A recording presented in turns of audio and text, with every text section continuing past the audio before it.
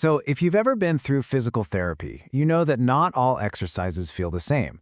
But have you ever stopped to wonder why? What's the actual logic behind that progression? Well, we're about to break down 3 foundational types of rehab exercises, and we're going to take you from that very first step after an injury all the way to building real, functional strength. Every recovery journey has to start somewhere. And for us, that's at square one, getting pain under control. So let's begin with the absolute foundation, what we call muscle setting exercises.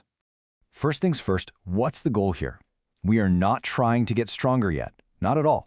The main objective is simply controlling pain and promoting circulation. It's really about gently reestablishing that connection between your brain and the muscle and getting some nutrient-rich blood to the area to kickstart the healing. So to match that goal, the intensity is kept very, very low. We're talking about a submaximal effort. You're not pushing through pain, you're working below it. The whole idea is to create a really gentle contraction, just enough to feel the muscle activate without causing any stress. Okay, so when would you actually do this? This is for the acute or the really early phase of rehab. Think about the first few days or maybe weeks right after an injury or a surgery, when that area is still inflamed, it's sensitive, and it needs to be protected. And here is the key, the defining feature of muscle setting. There's absolutely no motion. The muscle tenses up, it contracts, but the joint it's connected to doesn't move at all. This makes it the safest way to engage a muscle without disturbing any of those healing tissues. A perfect example of this is something called a quad set. If you're sitting down, you can just tighten the muscle on top of your thigh without moving your leg. Or a glute set, which is literally just squeezing your buttock muscles. That's it. Simple, safe, and it's that first crucial step back. All right, so once that initial pain starts to fade and we've got that basic muscle activation going, it's time to progress. The focus now shifts completely to creating a solid, stable platform through what we call stabilization exercises. So, the crucial new goal is joint and core stability. This is all about teaching the muscles around a joint, or those deep muscles in your trunk, to fire together. Think of it like creating a protective corset that prevents any unwanted, potentially harmful movement. We're also stepping up the effort here. The intensity moves from very low up to low to moderate. You're still not going all out, but you are asking the muscles to work a little bit harder and, more importantly, to hold those contractions for longer. This is where we start building some muscular endurance. This phase fits right into the subacute and early functional stages of recovery. It's the essential bridge between just being pain-free and actually being able to do everyday things, like carrying groceries or climbing stairs, without that fear of re-injury. Now, unlike our first exercise, there is some movement here, but it's very controlled. The main job of these muscles is to stabilize, which means they're actually working harder to prevent other motions from happening. And this brings us to some pretty familiar examples.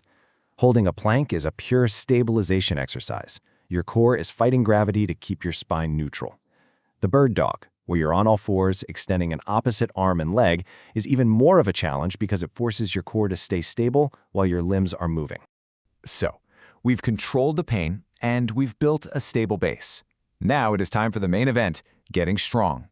And we do this with an approach called multiple angle isometrics.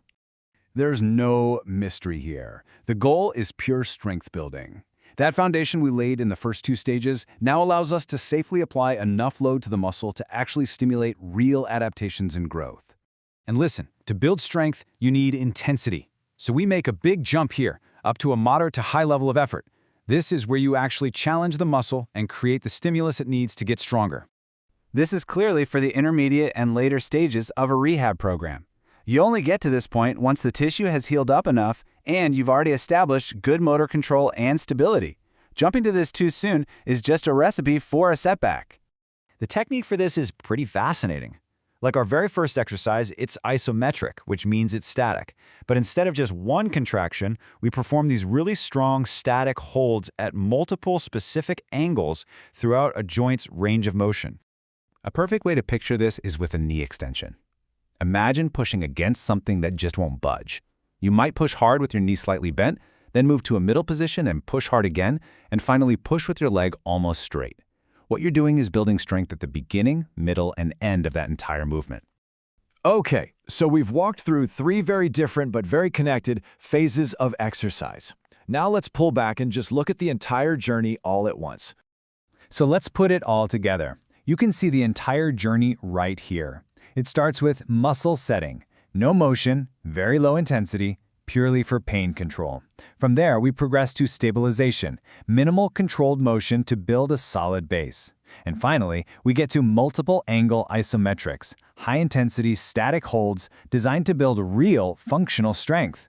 It's a logical, step-by-step path from injury right back to performance. You know, understanding this progression is pretty powerful. It lets you see the why behind the what in any good recovery or fitness program. Each stage serves a very specific purpose and prepares you for the next one.